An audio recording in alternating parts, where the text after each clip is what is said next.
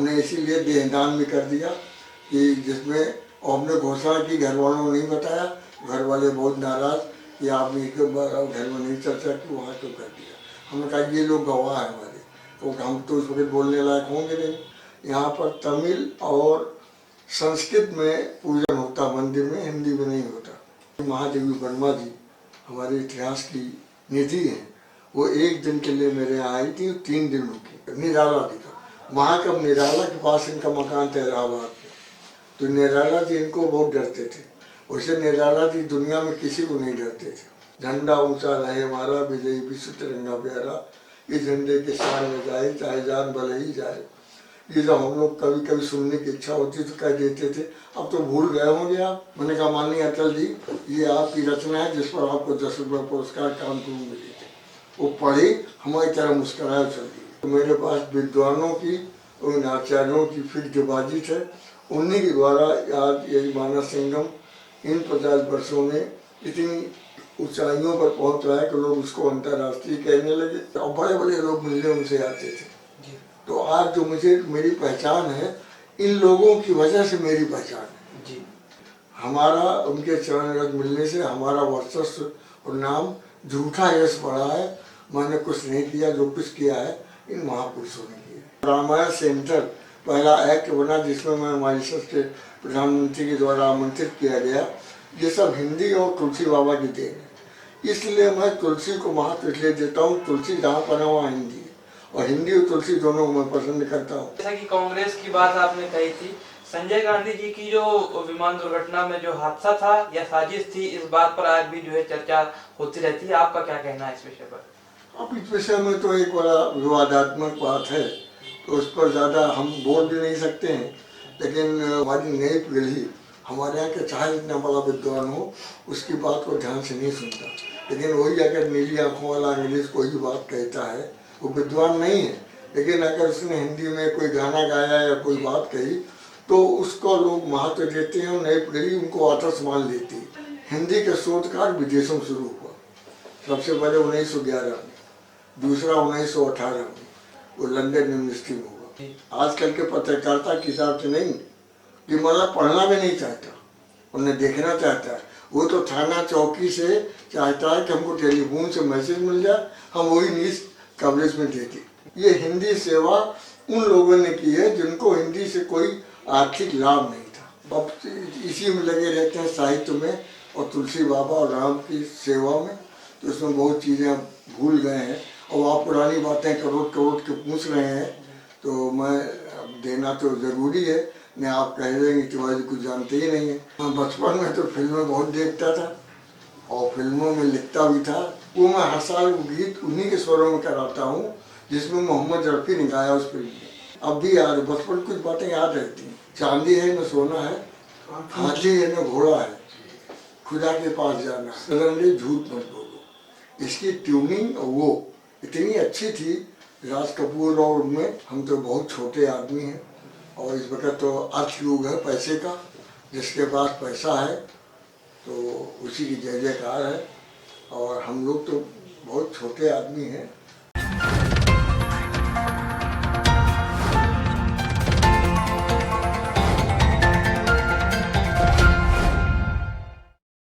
नमस्कार, मैं प्रखर श्रीवास्तव एक बार फिर प्रस्तुत हूँ आप सबके समक्ष, आप सबका स्वागत करने के लिए हमारे इस विशेष कार्यक्रम जिसका नाम है शख्सियत। और शख्सियत की इस कड़ी में आज हमारे साथ कानपुर शहर की एक ऐसी शख्सियत है जिनको समाज की फिक्र है, साहित्य की फिक्र है, जिसके चलते ही देश और दुनिया में उनका जिक्र भी है। जी हाँ, मैं बात कर रहा हूँ हिंदू मुस्लिम एकता के केंद्र बिंदु पंडित श्री बद्रीनारायण तिवारी जी। बद्रीनारायण तिवारी जी, सबसे पहले तो बहुत बहुत आपका स्वागत है जनमानस के इस विशेष कार्यक्रम में। धन्यवाद। तिवारी जी, हम शुरुआत शुरू से करते हैं। सबसे पहले तो हम ये जानना चाहेंगे कि आप अपने परिवार, अपने बचपन के विषय में बताएं, कोई ऐसी याद जो अब तक धुंधली ना हुई हो। वास्तव में हमारा बचपन तो बहुत कष्ट में बीता, क्योंकि पिताजी का देहांत हुआ तब मैं पौने 2 वर्ष का था और मेरी 3 बहनें थीं, एक छोटी 2 बड़ी। और मेरी माता जी का उसी दिन दिमाग खराब हो गया दुख की वजह से। तो घर में जो हमारे माता पिता समान राम भरोसे विश्वकर्मा थे, मैं उनको सेवक कहने में हमको संकोच होता है। वो माता पिता तुल्य थे हमारे, दोनों का प्रेम उन्हीं से हमको मिला बचपन में। उन्हीं ने पढ़ाया लिखाया संस्कार दिए, और मैं उनके प्रति कोई शब्द नहीं प्रयोग कर सकता, और न कोई उनसे मैं कभी उद्धार सोचता हूँ। पन्ना दाई का मैंने बचपन में इतिहास में पढ़ा था, लेकिन ये जीवंत पन्ना दाई के प्रतिरूप अध्याय के रूप में मौजूद थे। तिवारी जी, जहाँ पे हम आज मौजूद हैं आपके निवास में, प्रयाग नारायण शिवाला नाम से जगह जानी जाती है। यहाँ की जो मार्केट है विष्णु मंदिर है, इसकी क्या विशेषता है, और ये जो बड़े बड़े द्वार लगे हैं विशालकाय, इसका क्या कारण है? ये वास्तव में दक्षिणात्य शैली का मंदिर है, क्योंकि यहाँ तमिल और संस्कृत में पूजन होता है मंदिर में, और 158 वर्ष हो रहे हैं इस मंदिर को बने हुए। तो आज इस मंदिर के बनने के पूर्व जिन्होंने मंदिर का निर्माण शुरू कराया था वो थे प्रयागनारायण जी के पिताजी पंडित तिरुपति राम तिवारी। उन्होंने इसकी नींव रखी, और 2 वर्षों तक जब जीवित रहे तो उन्होंने प्रण किया था कि मैं तब तक भोजन फलाहारी करूँगा, अन्न नहीं ग्रहण करूँगा, तब तक कि मंदिर में भगवान विराजेंगे नहीं। उसी बीच में 2 वर्ष बाद देहांत हो गया, तो उसका उन्होंने पालन प्रयागनारायण जी ने किया, उनके सुपुत्र ने।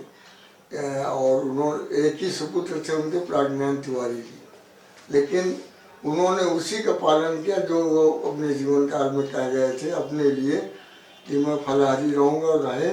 और जब मंदिर का निर्माण कार्य पूरा हुआ, स्थापित हुआ, इसीलिए इसका नाम तो वैकुंठ मंदिर है, क्योंकि विष्णु मंदिर है ये।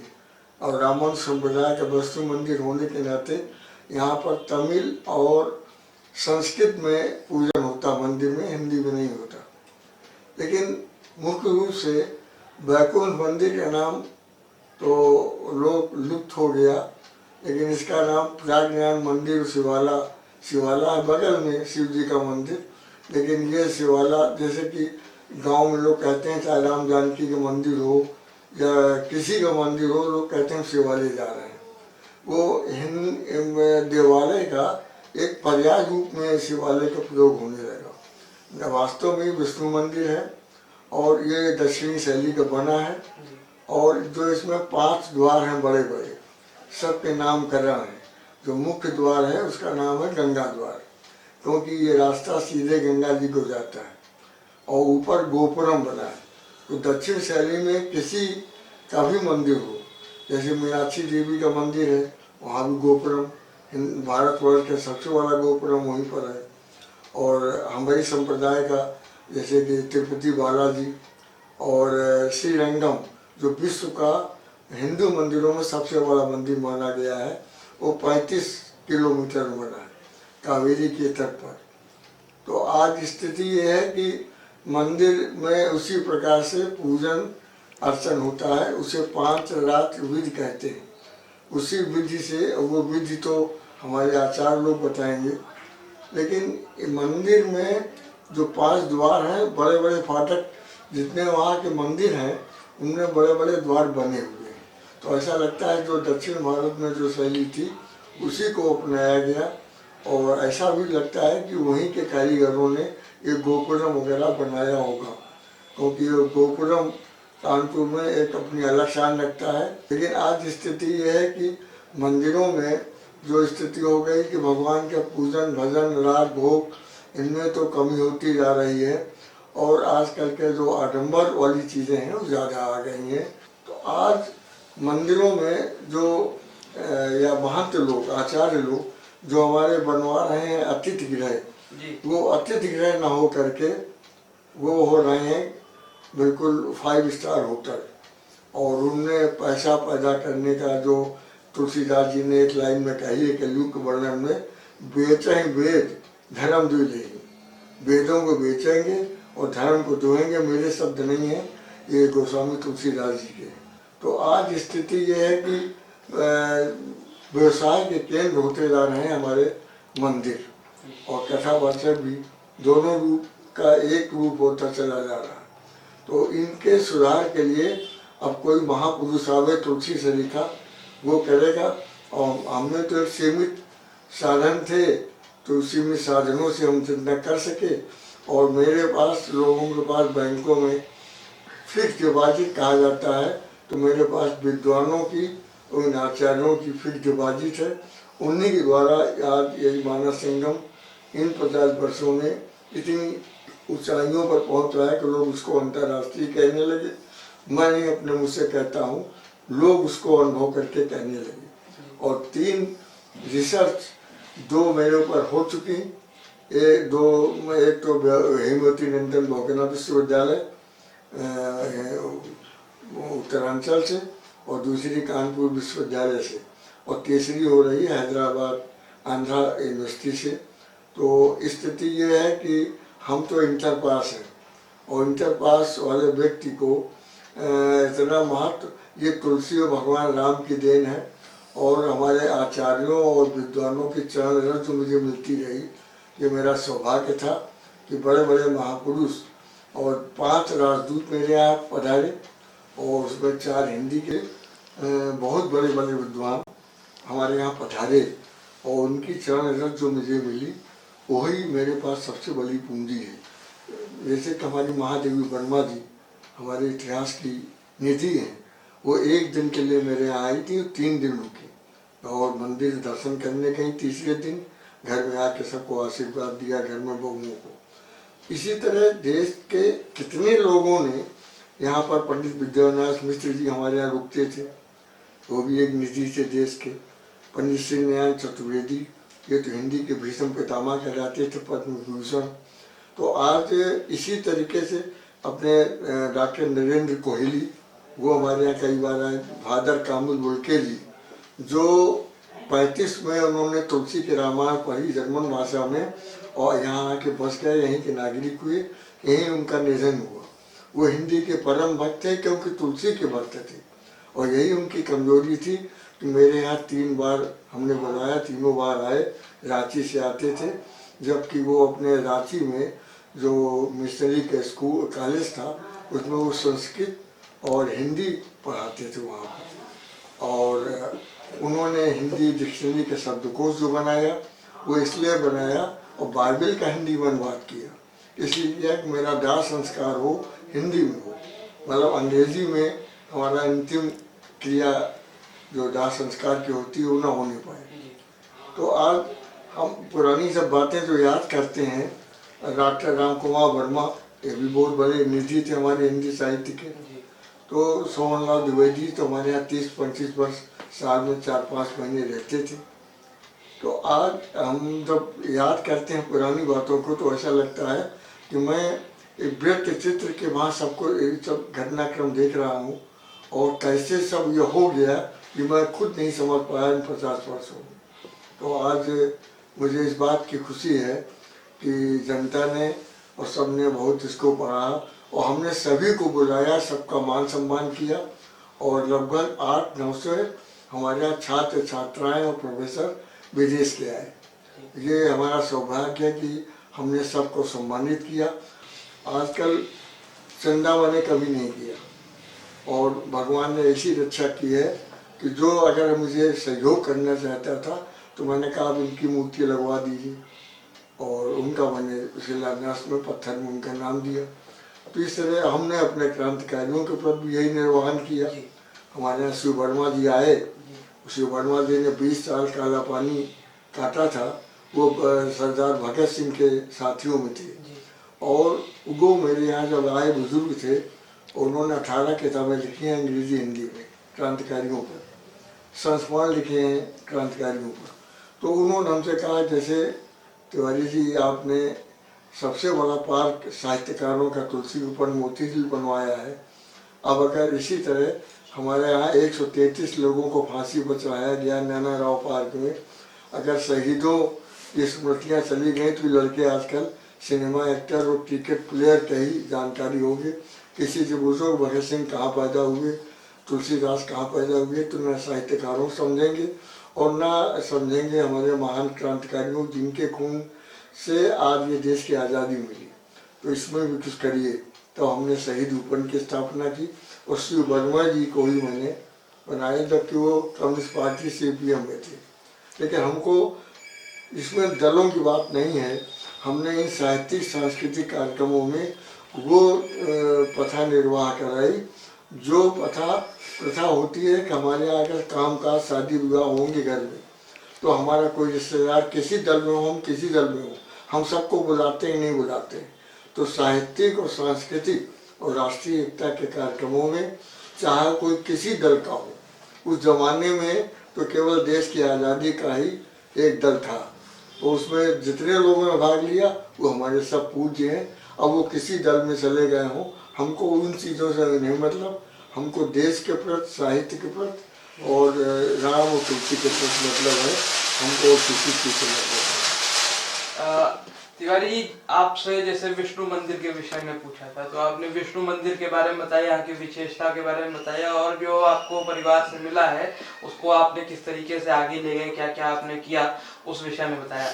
जैसे कानपुर की बात की जाए तो कानपुर में आपने रामायण का भी क्योंकि जिक्र किया, कानपुर में परेड की रामलीला सबसे बड़ी रामलीला और सबसे ऐतिहासिक रामलीला मानी जाती है। क्या इसका स्थापना भी आपके पूर्वजों द्वारा की गई थी? हाँ, आज से 135 या 138 वर्ष पूर्व राजनारायण जी ने इसकी स्थापना की थी और 5 साल उसके स्वयं अध्यक्ष रहे। और अध्यक्ष होने के बाद उन्होंने ये जनता को समर्पित कर दिया था। इसीलिए इसका संस्था का नाम हो गया रामलीला पंचायती परेड। ये लिखा जाता है, इसी नाम से रजिस्ट्रेशन है। और पहले दिन का पूजन मुकुट पूजन कहलाता है। जो मुखौटे पुराने थे जो आजकल कोई लगा नहीं सकता है, मतलब वो है 30 किलो 28 किलो के चेहरे में। तो उस जमाने में इतने लोग मजबूत थे को लगाते थे। अब नहीं लगा पाते, लेकिन पहले हम जाते थे। अब हमारे परिवार से लड़के नाती ये जाते हैं पहले दिन मुकुट पूजन करने के लिए। तिवारी जी, कानपुर से आपका एक विशेष नाता है, जुड़ाव रहा है, आप कहीं नहीं, आपके पूर्वजों का भी रहा है। कानपुर में आपने विशेष मूर्तियां लगवाई, तमाम सारे आयोजन आप आए दिन करते रहते हैं शहर में साहित्य से जुड़े। लेकिन शहर के तमाम ऐसे शख्सियतें रही हैं जिनका भी आपसे जुड़ाव रहा है। ऐसे में आपसे जानना चाहेंगे कि पार्षद श्यामलाल गुप्त जी और मानवती आर्या, ये दो जो नाम हैं, इनसे आपका कैसा ताल्लुकात रहा है? पार्षद जी हमारे यहाँ महीने में 15 दिन आते थे, जनरल इन में रहते थे और पैदल यहाँ से निकलते थे। तो वो मेरे पास लगभग महीने में उनका औसत था 15 दिन आने का जी। और पार्षद जी ने हमारे यहाँ कथा भी रोज सुनने आते थे, जमीन बैठते थे, समारोह में मंच पर नहीं कभी बैठे। जब मंच पर बड़े बड़े देश के विद्वान आते थे तो दिल्ली के कुछ लोगों ने ऊपर से कहा, तिवारी जी क्या ही पार्षद जी बैठे हैं? तो हमने कहा हाँ। तो कहना इनको ऊपर बैठा लिए मंच पर। तो हमने कहा कि आप आएंगे तो शायद आ जाए। तो वो गए। तो उन्होंने कहा मैं तो रोज का नियमित सोता हूँ, मेरा मंच है, मैं तो नीचे बैठ कर सुनता हूँ। बहुत सरल प्रकृति के थे और आज उनकी बातें जब याद आती हैं पार्षद जी की, तो मैंने उनसे एक बार कहा कि पार्षद जी आपको ये झंडा ऊंचा रहे हमारा, जिस पर करोड़ों लोगों ने इस पर गा करके और अपनी गिरफ्तारियाँ दी थी, आज़ादी को किया, इसकी प्रेरणा आपको कैसे मिली, कविता कैसे लिखनी शुरू की? तो उन्होंने बताया कि मुझे माँ बचपन में रामचरितमानस की चौपाइयाँ, दोहे और हनुमान चालीसा सुनाती थी। तो बचपन से थोड़ा कविता के प्रति मेरा उगो हो गया, मैं कविता लिखने लगा। उसी से मेरा थोड़ा काव्य प्रेम जागा और उसी के बाद जब देश की आज़ादी का आंदोलन चल रहा था तो उसी में विद्यार्थी जी हमसे जुड़े हुए थे और हम विद्यार्थी जी को बहुत मानते थे। तो विद्यार्थी जी ने कहा सन 25 में यहाँ होने वाला है कांग्रेस का अधिवेशन तिलक नगर में, जिसके नाम से नगर बस गया है तिलक नगर। तो उसमें झंडा गीत की आवश्यकता है, तो झंडा गीत आप लिखिए। तो 2 बार 2 दिन उनसे रोका, उनका कल दे देंगे। तो तीसरे दिन बहुत नाराज हुए कि तुम बहुत बड़े कवि हो गए हो और अब तुम हमको लिख के नहीं दो, हम नहीं आएंगे। बोले नहीं, कल निश्चित रूप से दे देंगे। बड़े सरल थे, उन्होंने लिख के 2 झंडा गीत लिखे उनको दिए। एक झंडा गीत साहित्यिक रूप में था, एक जनभाषा में था। जनभाषा में भी बहुत बड़ा था। झंडा ऊंचा रहे हमारा, विजयी विश्व तिरंगा प्यारा, इस झंडे के शान में जाए चाहे जान भले ही जाए। ये जब हम लोग कभी कभी सुनने की इच्छा होती तो कह देते थे, अब तो भूल गए होंगे आप। आज़ाद हिंद फौज की लक्ष्मीबाई रेजिमेंट की कैप्टन लेफ्टिनेंट मानवती आर्या जी, वो मेरे यहाँ साल में कई बार आती थी और मुझसे उम्र में काफ़ी बड़ी हैं, लेकिन वो बद्री भैया कहती थी। संयोग की बात यह है कि एक बार वो घर हमारे ऊपर चढ़ के जब आई तो मैं घर में बैठा हुआ था, तो उन्होंने कहा, बद्री भैया आज हम एक विशेष काम से आएंगे, हम कहा आप आज्ञा करें। हमारे कार्यक्रम का ये दूसरा या तीसरा दिन था। कहने लगे आपने सुनामी को सुना होगा। हम कहा सुनामी के हमारे सम्मेलन में 6 लोग आए थे, एक अंडमान निकोबार के थे और 5 लोग लंका के थे। वो लोग बड़े परेशान थे कि हमारे घर वालों को क्या हुआ होगा। तो बोले हम इसी संदर्भ में आए हैं, हमने वहाँ बात कर ली है, हम यहाँ से उन बाढ़ पीड़ितों के लिए सामान लेके जाना चाहते हैं। तो हमने कहा कि हम चंदा तो करते नहीं, लेकिन हम सामान जो इसमें लगता है आप बता दें, नहीं तो जो हम जानकारी करके हम इकट्ठा करके परसों आपको दे देंगे। कल हमने रिजर्वेशन करा लिया है। 5 नौजवान मेरे संग जा रहे हैं, उनमें एक दीपक मालवी है, एक नौशाद आलम मंसूरी है।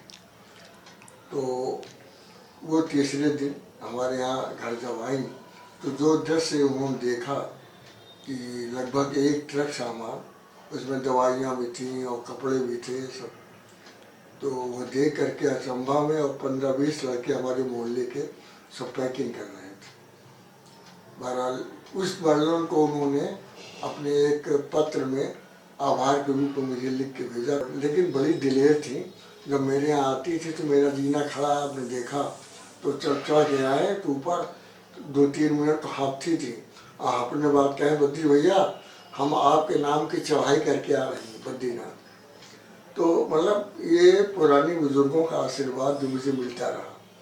इसके अलावा बाढ़ पीड़ितों में भी, जैसे बद्र का चंद्रशेखर आज़ाद का जन्म स्थान है, वहाँ पर हम बाढ़ पीड़ितों के लिए ले गए, वहाँ के लोगों ने पत्र भेजे। लेकिन स्थिति ये कि आजकल आदमी सेवा कम करना चाहता है और यश और नाम समाज में ज़्यादा चाहता है। बड़ा उल्टा एक परिवर्तन आ गया है। पहले लोग समाज सेवा करते थे, नाम नहीं चाहते थे, नाम तो अपने आप काम करने वाले का होगा। लेकिन आज स्थिति दूसरी पलट गई है। तो आज इस मानवती आर्या जी के साथ एक नाम और मैं आपको याद दिला दूं, राष्ट्र के पंडित सोहनलाल द्विवेदी, जिन्होंने सबसे पहले जिस अभिनंदन ग्रंथ का संपादन किया था, जिसकी भूमिका सर राधा कृष्णन ने लिखी थी, वो उन्होंने स्वीकार किया था। सब वो अभिनंदन स्वीकार नहीं करते थे गांधी जी। गांधी जी इनसे प्रेम करने लगे और गांधी वो मेरे यहाँ साल में 4-5 महीने औसतन रहते थे, मुझे बड़ा स्नेह देते थे। लेकिन सोहनलाल द्विवेदी जी एक बार इंदौर में थे, वहाँ से उन्होंने वर्धा आश्रम बुलवाया द्विवेदी जी को, मालूम हुआ कि आए हुए। और उन्होंने आश्रम में कायदा था, उन्होंने अपने संस्मरणों में सुनाया कि जो व्यक्ति आश्रम में रहेगा वो अपना शौच स्वयं उठाएगा, मल।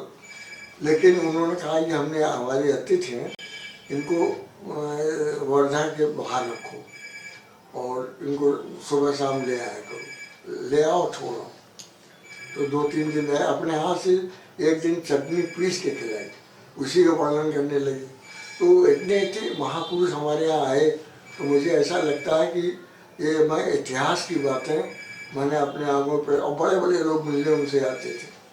तो आज जो मुझे मेरी पहचान है, इन लोगों की वजह से मेरी पहचान है जी। जो ये लोग महापुरुष लोग आते हैं। तो सोहनलाल द्विवेदी जी का नाम जरूरी था, पद्मश्री भी उनको बाद में मिली। लेकिन ऐसे लोगों के आने से, हमारा उनके चरण रज मिलने से हमारा वर्चस्व और नाम झूठा यश बढ़ा है। मैंने कुछ नहीं किया, जो कुछ किया है इन महापुरुषों ने किया। तिवारी जी, लोकमान्य बाल गंगाधर तिलक जब कानपुर में थे 1901 में, अंग्रेजों ने उन पर जो है नजर रखी हुई थी और वो अपना कार्य नहीं कर पा रहे थे, जिस दौरान आपके ही पूर्वज यमुना नारायण तिवारी जी ने उनका व्याख्यान इसी मंदिर में कराया था। और इसी चलते श्रीमती एनी बेसेंट, लाला लाजपत राय भी यहाँ पर आ चुके हैं इसी मंदिर में। और जहाँ तक कि हमारी जानकारी में है कि नेहरू जी के पिताजी मोतीलाल नेहरू जी ने भी यहाँ रहे हैं और उन्होंने अपनी वकालत की शुरुआत भी यहाँ से ही की थी। इस पर आप क्या कहना चाहेंगे? ऐसा है कि वो तो बचपन की बातें हैं जो मैंने सुनी, लेकिन मोतीलाल नेहरू जी का मकान हमारे मकान से मिला हुआ पुरानी कोठी है, वो लखौली ईंट की, उसी में प्रारंभिक 3 वर्ष उन्होंने यहाँ प्रैक्टिस का शुरुआत की थी।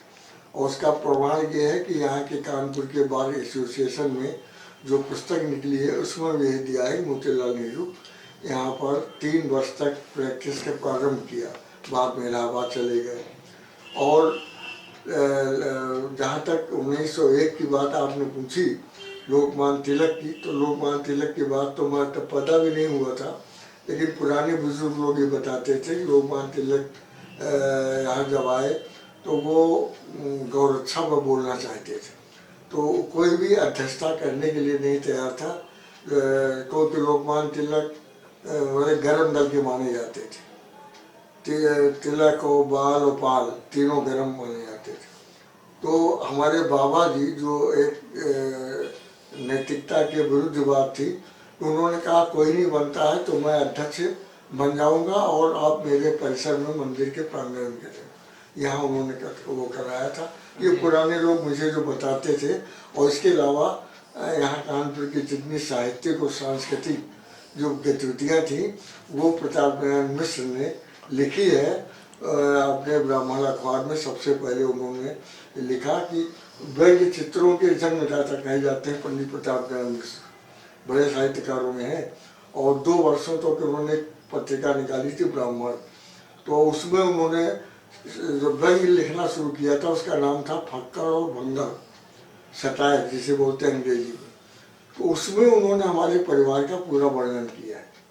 किसी ने हमारे परिवार की बुराई की तो हमारा परिवार उस वक्त बहुत संपन्न था, तो उसने कुछ जब आलोचना की, वो व्यक्ति हमारे यहाँ से लखपति हुआ था। प्यारी जी, जैसा कि आज देखा जा सकता है शहर में आपकी छवि एक हिंदी सेवी व्यक्तित्व के साथ कांग्रेस के वरिष्ठ और प्रमुख नेताओं में होती है। आपने जैसा कि बताया आपने 12वीं तक की शिक्षा करी है और बचपन में बड़े हालात नाजुक रहे हैं, जैसा कि आपने जिक्र किया कार्यक्रम की शुरुआत में। परंतु आपकी जो छवि है उस पर आप अपने गुरु को गुरु के रूप में किसको देखते हैं? हम साहित्य के रूप में तो गुरु मानते हैं पंडित श्री नयन चतुर्वेदी। वो हिंदी साहित्य के भीष्म पितामह कहलाते थे और उन्होंने प्राचीन इतिहास पर, एंशिएंट हिस्ट्री पर MA किया लंदन से। और वो अपने यहाँ से बहुत कट्टर थे वैष्णव ब्राह्मण, तो अपने यहाँ से बना के वो वहाँ लंदन में खाते रहे जितने दिन पढ़ाई की उन्होंने। वहाँ से आने के बाद उन्होंने एक किताब लिखी, वो थी 1917 में प्रकाशित हुई, उसका नाम था महात्मा टॉल्स्टॉय हिंदी में। तो वो दूसरा संस्करण निकला, वो मेरे पास उन्होंने भेंट किया था, वो मेरे पास है।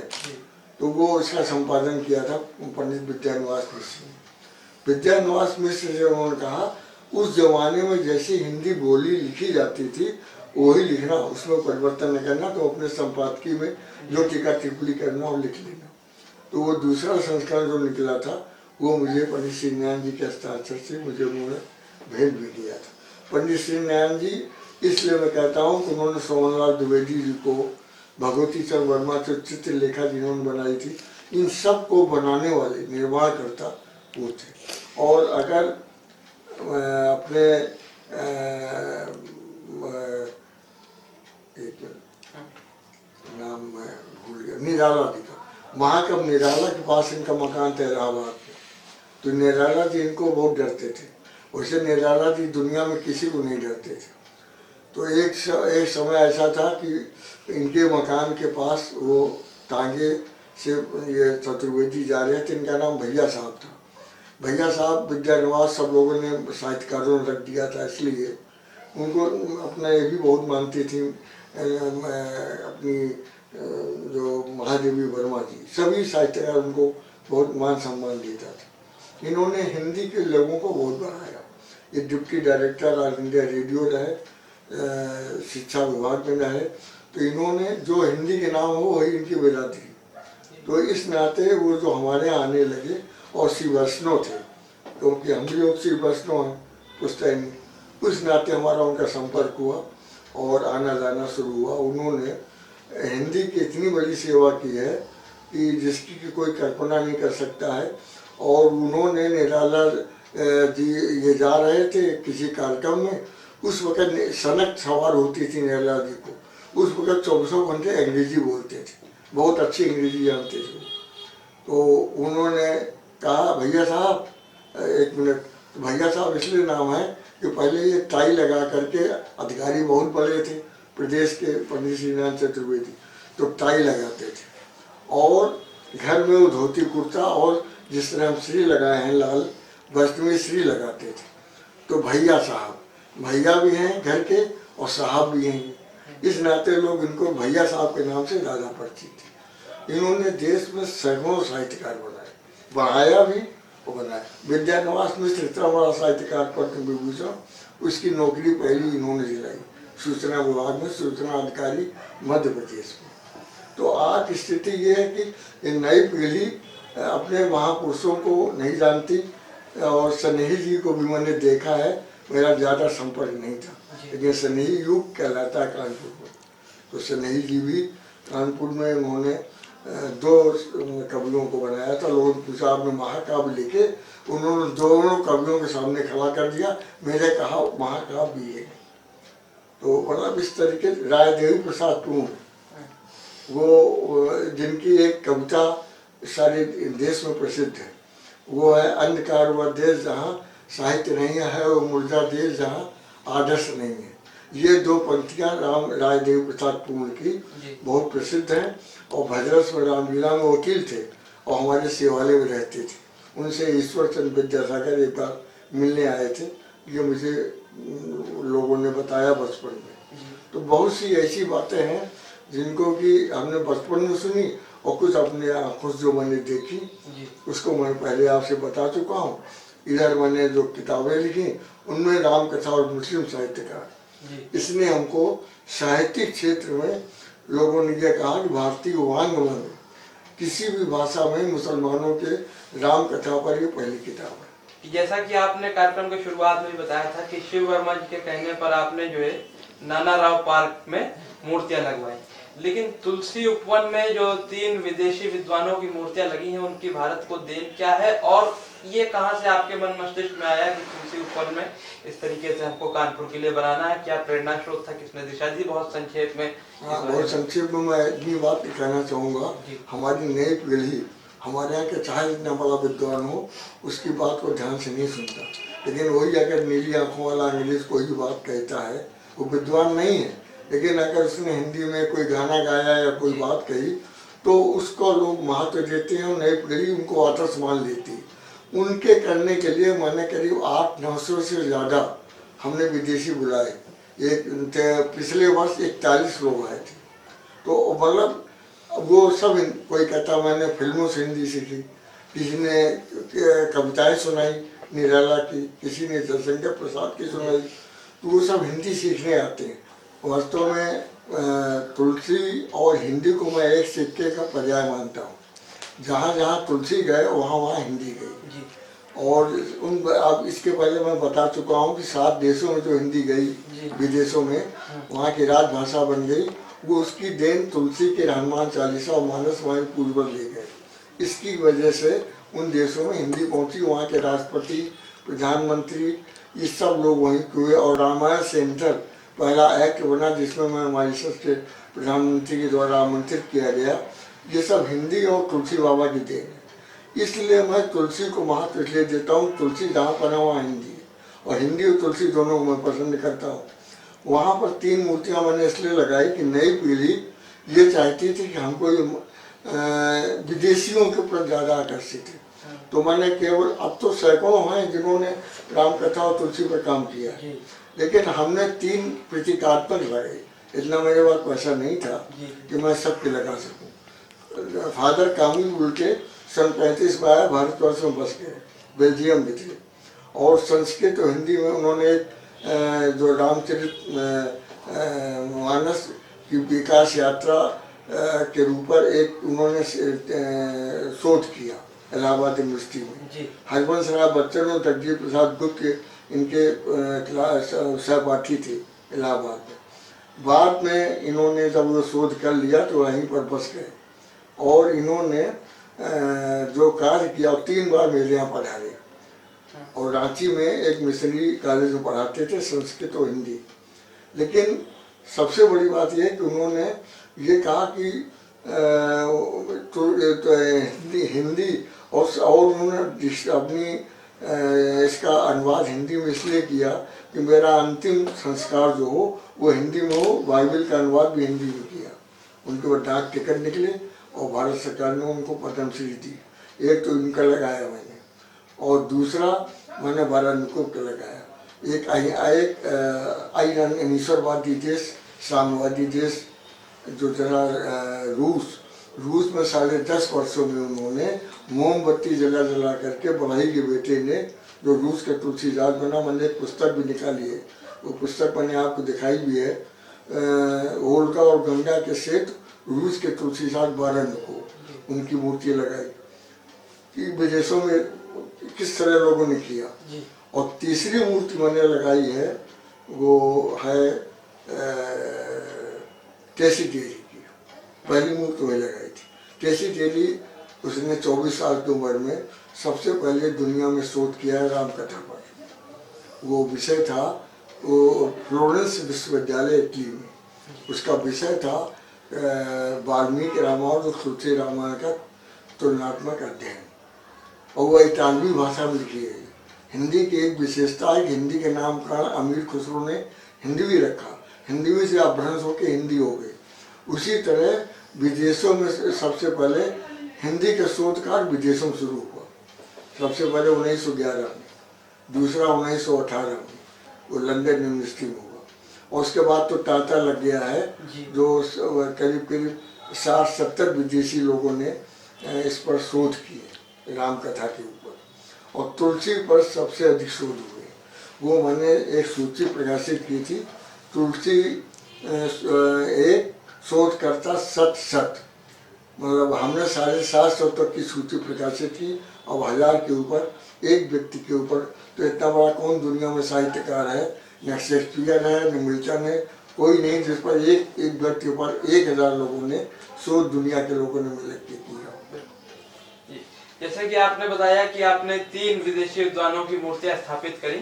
इसी बात को लेकर के आपसे ये पूछना चाहेंगे कि कांग्रेस की स्थापना जैसे कि एओ ह्यूम ने करी थी, तो 14 मार्च 1894 को जब उनकी विदाई थी तो उस वक्त क्या हुआ था? और बहुत सारे कांग्रेस के नेता हैं जो नहीं जानते हैं कि उनकी पार्टी के कांग्रेस के शताब्दी वर्ष में एक यहाँ मैगजीन निकली। उस मैगजीन में हमने उनसे कहा कि जो इसके संस्थापक थे एओ ह्यूम, उन पर कोई लेख आया है?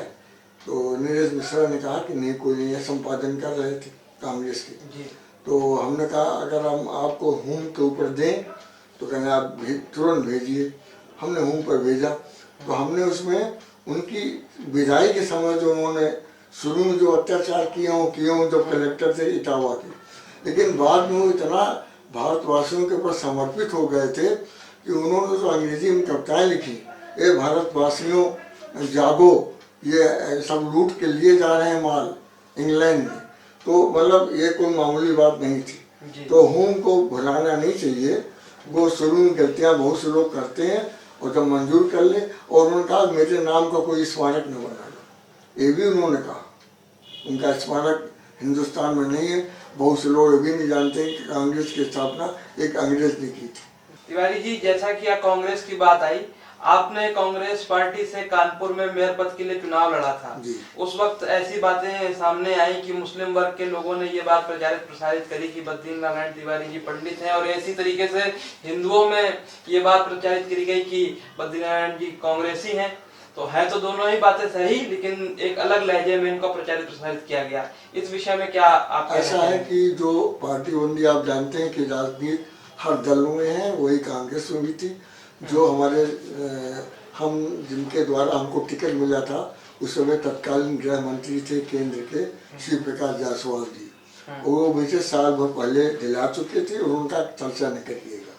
और उसके बाद जो लोग चाहते थे कि हम मेयर बने, उन्हीं लोगों ने हमारे विरुद्ध प्रचार किया। उसमें एक मुस्लिम नेता था, उसका मैं नाम नहीं लूँगा, तो वो हमारी गाड़ी लिए था, प्रचार करने रात में जाता था। तो ड्राइवर आके बताता था कि ये तो कहता था ये वही शिवालय के तिवारी जी हैं जिन्होंने मस्जिदें गिरवाई और मुसलमानों की दुकानों में आग लगवाई, जबकि इसमें एक प्रदंश मात्र सत्यता नहीं थी। स्थिति ये कि उससे मुसलमानों का ही तो कांग्रेस का ऑल इंडिया नेता है, लेकिन ये कह रहा था कुछ सच्चाई जरूर होगी तिवारी जी में। इस नाते हम 2 क्षेत्रों में, मुस्लिम क्षेत्रों में जीते, बाबूपुरवा और रामनारायण बाजार। बाकी क्षेत्रों में हम वो वोट कम होने से हम हार गए। हमको तब भी 2.5 लाख वोट मिला था उस जमाने में जब इतना विरोध किया। तब वोटर कम था, अब वोटर ज्यादा है। कांग्रेस के जो वरिष्ठ नेता रहे हैं, इंदिरा गांधी जी, राजीव जी, ये सब भी आपके यहाँ पर आए हैं? नहीं, इंदिरा जी नहीं आई। इंदिरा जी की बुआ जी,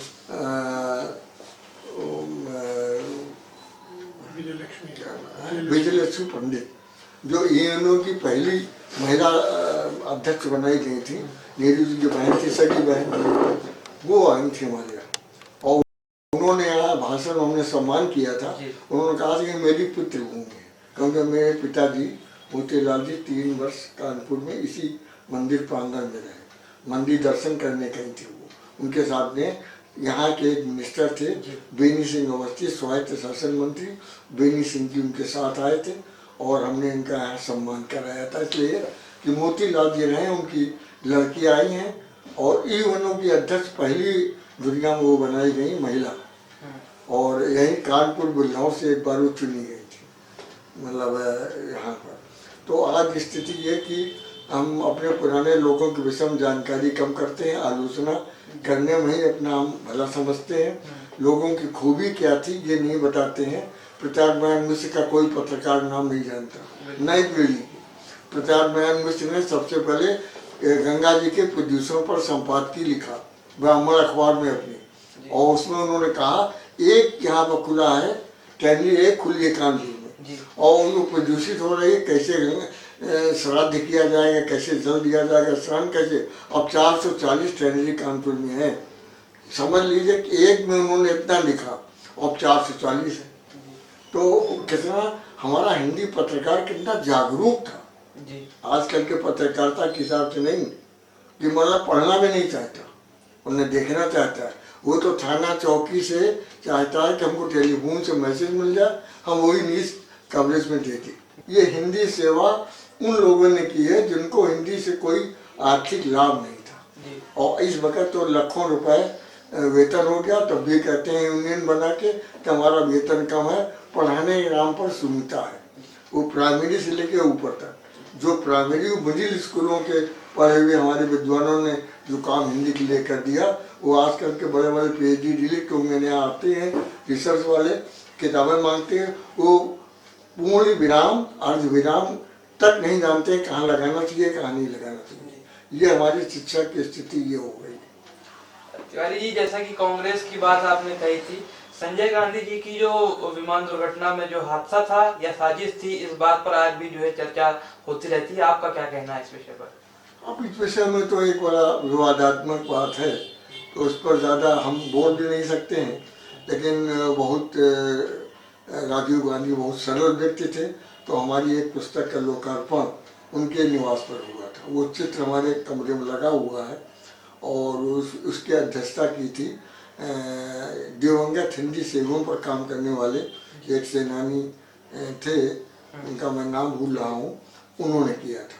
वो वहाँ के पद्मश्री थे, वो भी उन्होंने अध्यक्षता की थी और लोकार्पण इन्होंने किया था। उसका नाम था बिब्लियोग्राफी ऑफ तुलसीदास। तुलसीदास पर जितने शोध हुए थे उसमें संग्रह है।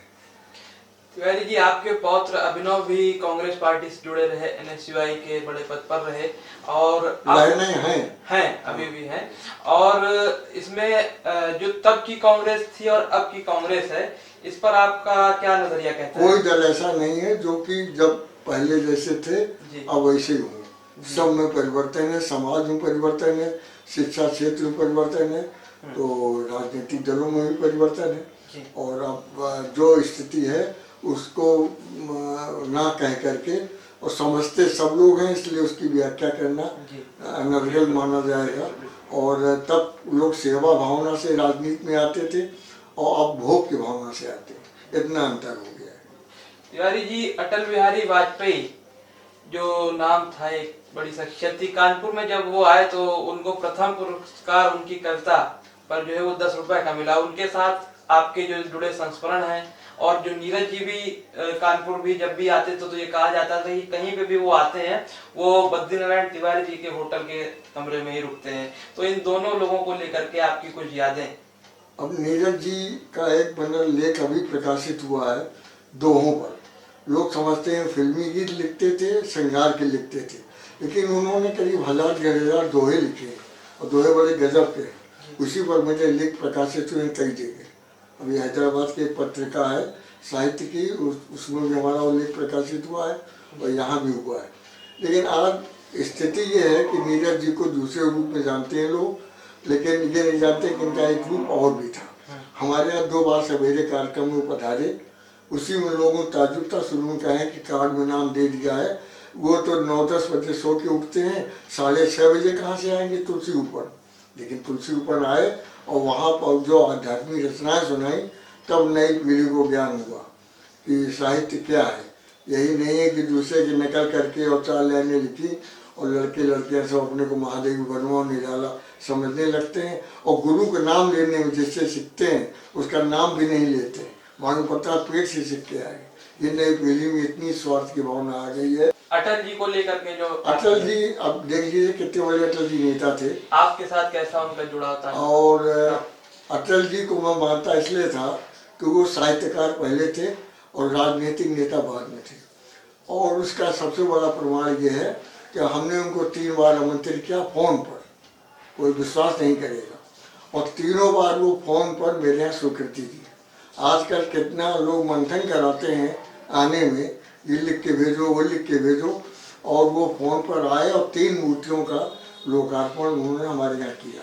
पहली मूर्ति थी महात्मा भूषण की, और दूसरी मूर्ति उन्होंने की राष्ट्र का मैथिली गुप्त की, वहाँ उनके संस्मरण सुनाए उन्होंने मोती झील में। और तीसरी मूर्ति यहाँ लगाई नाना राव पार्क में, और नाना राव पार्क में मूर्ति लगी लोकमान्य तिलक की, उसी के सामने हमने एक शिलालेख लगाया है। जो अभी आप चाहें तो आप शिलालेख का छायांकन कर सकते हैं। उसमें उनके 15 अगस्त 1947 को ये आज़ादी अभी अधूरी पहली लाइन है, वो सुनाई थी सभा में। और उसकी अध्यक्षता कर रहे थे लाला दीवान चंद, जो आगरा विश्वविद्यालय के कुलपति थे। तो कानपुर विश्वविद्यालय नहीं था, इसी से संबद्ध था। तो उन्होंने जब सुनाई तो उन्होंने अपना पर्स निकाला और माननीय अटल जी को 10 रुपये का पुरस्कार दिया। वो कविता मैंने जब उनको दिखाई, जब उतरे अनामल करके मूर्ति का, मैंने कहा माननीय अटल जी, ये आपकी रचना है जिस पर आपको 10 रुपये पुरस्कार कानपुर में मिले थे। वो पढ़ी, हमारी तरह मुस्कराए चल दी। ये पुराने लोगों में ये संस्कार नहीं थे। अब तो जब मैं ये कहता हूँ राजनीतिक दलों के लोगों से कि अगर आपके यहाँ शादी ब्याह हो, आप किसी दल में हो और आपके रिश्तेदार नातेदार, आपके साले मामा बहनोई दूसरे दल में हो, उनको कार्ड आप दे के बुलाएंगे नहीं बुलाएंगे? कहना बुलाएंगे। हमका इसी तरह साहित्य और संस्कृति और राष्ट्रीय एकता के परिवेश में ये चीज़ें नहीं देखी जाती है। ये बहुत छोटी बुद्धि के काम कि आज तक के स्वार्थ राजनीति में हो गया है। तिवारी जी, इस कार्यक्रम के अंत में आपसे कुछ आपके जीवन से जुड़े निजी प्रश्न हम पूछें, उससे पहले क्योंकि जनमानस जनमत की आवाज है, एक प्रश्न हम जनता की ओर से लेते हैं। तो जनता की ओर से जो प्रश्न हमारे पास आया था वो ये था कि महात्मा गांधी ने ऐसा क्यों कहा है कि विश्व भाषा हिंदी को भारतीयों से खतरा है और अंग्रेजी बोलना पाप है?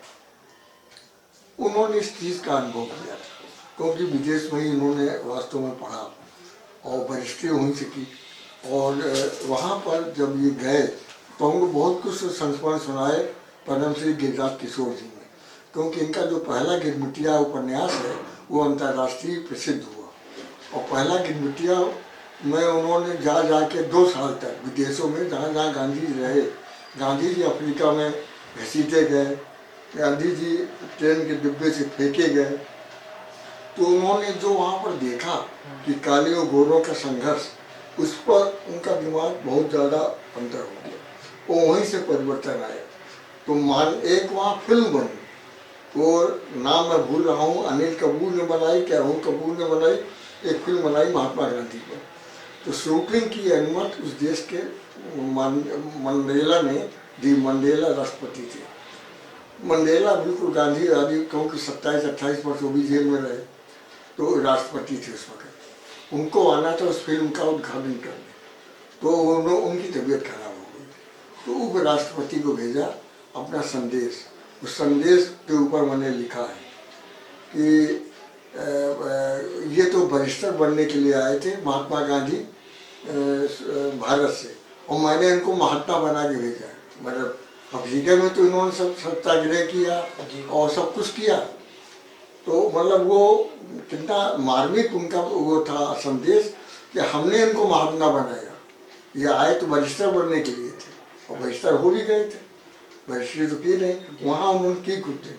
तो जब मैं मॉरिशस गया तो वहाँ उनकी विशाल मूर्ति लगी थी, मैंने महात्मा गांधी की देखी, और एक नल बना था, वो आप शायद न देखा हो, पुराने लोगों ने देखा होगा, एक नल चार मोहरे बने रहते थे शेर के, और उससे लोग पानी पीते थे चुल्लू लगा के। वो नल एक वहाँ लगा हुआ था, उसमें ऊपर लिखा हुआ था ये वही नल है जिसमें महात्मा गांधी ने चुल्लू लगा के पानी पिया था।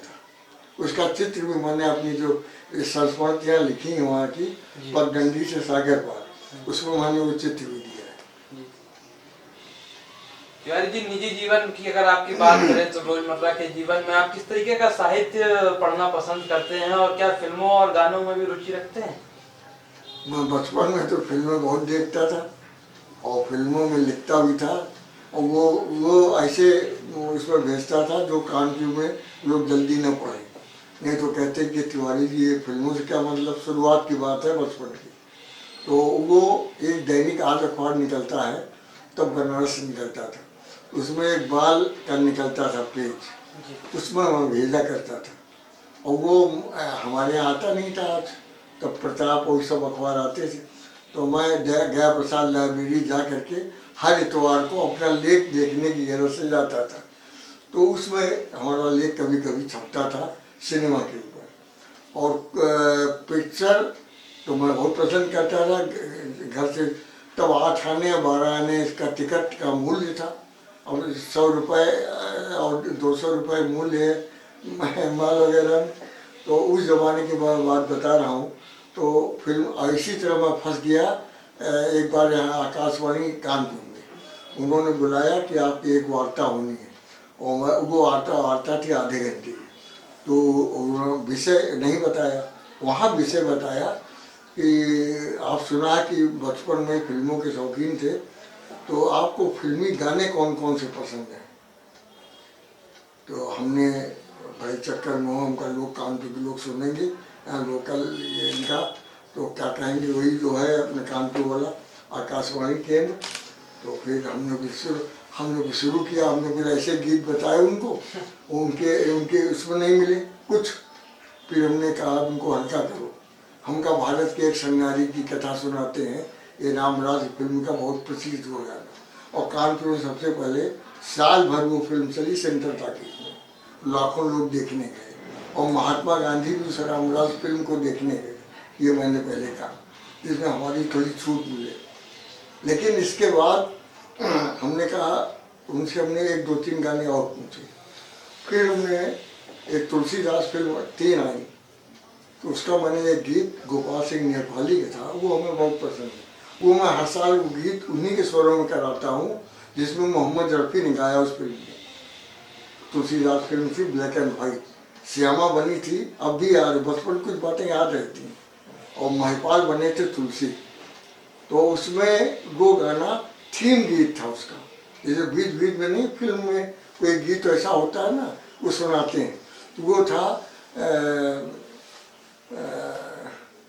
तो तुलसी न होते तो हिंदी में बिंदी नहीं होती, धन्य सुहागे नो नारी भारत को तुलसीदास दिया।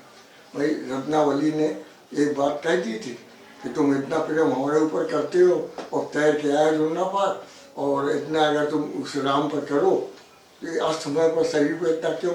तो उसी पर वो तुलसी बाबा घर छोड़ के चले गए और अपने रम गए राम में।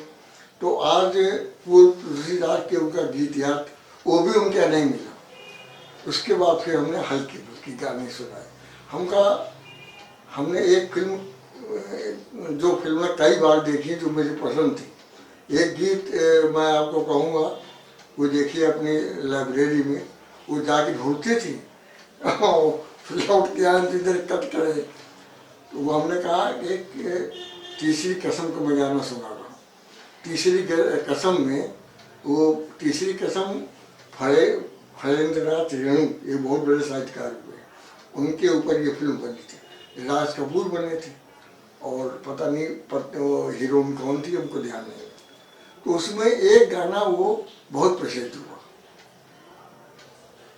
हाथी है न सोना है, चांदी है न सोना है, हाथी है न घोड़ा है, खुदा के पास जाना है, सजन झूठ मत बोलो।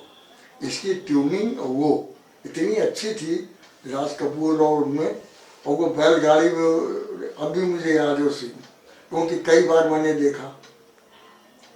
तो जो हमें फिल्म पसंद आती थी वो, अब ये हंस रहे हैं सब लोग, लेकिन मैं क्या करूँ, तो बाप ऐसे प्रश्न कर रहे हैं कि मुझे बचपन की यादें कुछ बतानी पड़ रही हैं। घर से तो छिप के जाता था, लेकिन जब कुछ बड़ा हुआ तो फिर जाने लगा, तब कोई दिक्कत नहीं थी। अब हम फिल्म भी कम देखते। अब जनक जनक पाल भी थे बाजे, वी शांताराम की थी, वो अपने ज़माने की एक अलग फिल्म थी वी शांताराम की। उन्होंने सारा शास्त्रीय संगीत के ऊपर दिखाया। गूंज उठे शहनाई, ये चीज़ें ऐसी थी कि बड़ी क्लासिकल थी, शास्त्रीय थी। अब जैसे बैजू बावड़ा, भारत भूषण को मैं बहुत पसंद करता, बैजू बावड़ा वही बने, तानसेन और बैजू बावड़ा किसमें।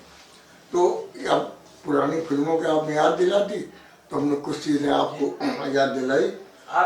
आपने जैसे गानों का जिक्र किया और एक गानों में विशेष दिलचस्पी आपकी दिख रही है, तो क्या अकेले में और साथ के क्षणों में गाने गुनगुनाते भी हैं आप? पहले तो गुनगुनाया करते थे, अब शायद कभी साल में 2-4 दिन कभी गुनगुना देंगे, बाकी अब उधर दिमाग नहीं जाता। स्थिति ये है, वो हर अवस्था में कुछ चीज़ें परिवर्तन होती है। तो अब इसी में लगे रहते हैं साहित्य में और तुलसी बाबा और राम की सेवा में। तो इसमें बहुत चीज़ें अब भूल गए हैं, और आप पुरानी बातें करोड़ करोड़ के पूछ रहे हैं, तो मैं अब देना तो ज़रूरी है। मैं आप कह रहे हैं तिवारी कुछ जानते ही नहीं है। वैसे तो 21-22 किताबें छोटी बड़ी मिला के लिखी है मैंने, सब विषयों की अलग अलग। तिवारी जी, अंतिम प्रश्न जो हमारा आपसे है वो ये है कि अब तक के आपके जीवन के पिछले पन्नों को जब आप पलट के देखते हैं तो स्वयं में क्या बुराई और क्या अच्छाई पाते हैं, और इस दुनिया से विदा लेने के बाद आप किस रूप में युवाओं में, पत्रकारों में, आपके भक्तों में और आपके जो जुड़े हुए लोगों में इस तरीके से याद करना चाहिए? मैं अपने को बहुत छोटा अदना सिपाही मानता हूँ, और ये गलत फहमी लोगों को हो गई कुछ। मैं तो एक सेवा कार्य करता हूँ। आजकल युग है 11 रुपए चंदा दे के सबसे ऊपर नाम लिखाता है आदमी। मैं तो कहता हूँ कि जितनी त्रुटियाँ हैं इन 50 वर्षों में हुई वो मेरी हैं, और जितना सहयोग, जितने अच्छे कार्य हैं वो सब हमारे लोगों ने, मित्रों ने और सब हमारी जनता ने किया। हम इस पर नहीं, लेकिन हम अपने मन से करते थे काम। हम किसी के कहने से रुकते नहीं थे, न मानते थे। हमारे खिलाफ कोई चाहे गाली दे, वीपी सिंह को बुलाया, वीपी सिंह को मैं जानता था, ये आर्टिस्ट भी हैं और कवि भी हैं, क्योंकि धर्मयुद्ध उनके निकलता था। जब मैंने बुलाया, अधिकारी भी मुझे गाली दे, ड्यूटी लगी थी क्योंकि प्रधानमंत्री रह चुके थे, तो सब वहाँ चेकिंग हो रही थी, और जनता भी दे कि कहाँ ये मंडल कमंडल वाले को बुला लिया, लेकिन उसमें कुछ विशेषताएँ थी। जब यहाँ बोले बिना पत्रिका पर, तो आप ताजुब करिएगा, बड़े बड़े जो 2-2 लाख रुपया तनख्वाह पाते हैं यूनिवर्सिटीज़ के हिंदी वाले, वो चौक हो गए, ये क्या बोल रहे हैं, सब तो मुंह बंद हो गए। इसके वजह मुझे गालियाँ दे रहे थे। वही है ना, वो कौन सी वो है, हमसे बुरा न कोई, कबीर का है शायद वो, शायद तो हम तो वो समझ के करते हैं, हम तो बहुत छोटे आदमी हैं और इस वक्त तो अर्थ युग है पैसे का, जिसके पास पैसा है तो उसी की जय जयकार है। और हम लोग तो बहुत छोटे आदमी हैं, अपने काम में लगे रहते हैं। हमको तो शिव मंगल सिंह सुमन सलीकेती वाले देश के विद्वान जो अटल जी के गुरु थे, पद्म विभूषण थे, 3 बार आए हमारे यहाँ। उन्होंने सबसे पहले इस पर हिंदी संस्थान के जब अध्यक्ष हुए तो 1000 रुपया सबसे पहले पुरस्कार मुझे मिला है हिंदी संस्थान से, रामकथा मुस्लिम साहित्यकार। और वो शिव मंगल सिंह सुमन 3 बार आए और तीनों बार, एक बार तो उन्होंने भाषण में कहा हमको ऐसे 5-6 पागल चाहिए, हमारा नाम लेके कहा कि हमको अगर ऐसे 5-6 पागल मिल जाए तो हम हिंदुस्तान में साहित्य की क्रांति ला दें। तो लोगों ने तालियां बजाई तो हमको पागल ही बनाया, लेकिन पागल किस सेंस से बनाया इसका भाव आप लोग समझे। तो हमको स्नेह देते थे, तब तो 3 बार आए हमारी पुस्तक पर उन्होंने उस जमाने में 1000 दिया, जिस जमाने में पहली किताब छपी थी हमारी, उनको दिया। अब तो बंद हो गया ना, आप ओवर कर दीजिए। आज इस माहौल में ऐसे में हम तो अपनी सेवा में लगे रहते हैं, हमको इन चीज़ों से कोई मतलब गरज नहीं कि कौन मेरी आलोचना कर रहा है, कौन कर रहा, हम अपने काम में जुटे हैं। और भगवान जब तक हमने इसीलिए देहदान भी कर दिया कि जिसमें हमने घोषणा की, घर वालों ने नहीं बताया, घर वाले बहुत नाराज कि आपने घर में नहीं चर्चा की, वहाँ क्यों कर दिया। हमने कहा ये लोग गवाह है हमारे, तो हम तो इस वक्त बोलने लायक होंगे नहीं, तो हमारे इसको मेडिकल कॉलेज को देंगे, इसके बाद भी काम होंगे। जी मेरे बात है। और रक्तदान शिविर मैंने लगाया था, उसके बाद रक्तदान मैंने अनेक बार दिया। जब मुझे ब्लड प्रेशर हो गया तो डॉक्टर ने मना किया, बीमार न करिए लोगों को, अब बंद करिए। तिवारी जी, आपने जो है अपने परिवार के विषय में बताया, अपने परिवार के इतिहास के विषय में बताया, उनसे मिली चीज़ों को, पूर्वजों से मिली चीज़ों को किस तरीके से आपने सहेजा, आगे बढ़ाया, इस विषय में बताया। कांग्रेस के विषय में जिक्र किया और वर्तमान में जो देश की समसामयिक परिस्थिति है साहित्य को लेकर के, उस पर बातें की। अपने तमाम रोचक संस्मरण हमसे साझा किए। बहुत बहुत शुक्रिया हमें समय देने के लिए, हमसे बात करने के लिए। तो दोस्तों, ये थे पंडित डॉक्टर बद्रीनारायण तिवारी जी।